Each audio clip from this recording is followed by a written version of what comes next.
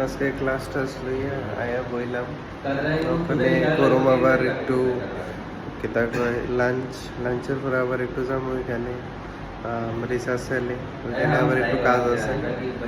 তো আজকে একটু কাজ বেশি, সকালে ব্লগও বানাইতে পারছি না এই কারণে।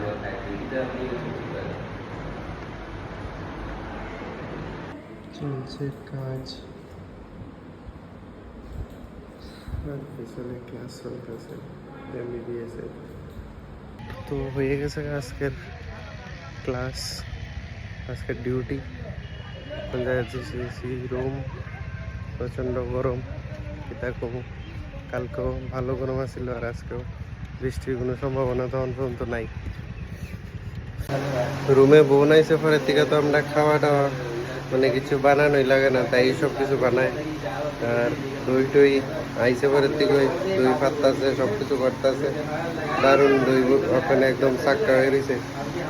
আর আমার তো দই খুব ভাল লাগে, কলেজ থেকে মানে ঠান্ডা ঠান্ডা দই খাবো, মজাই আলাদা।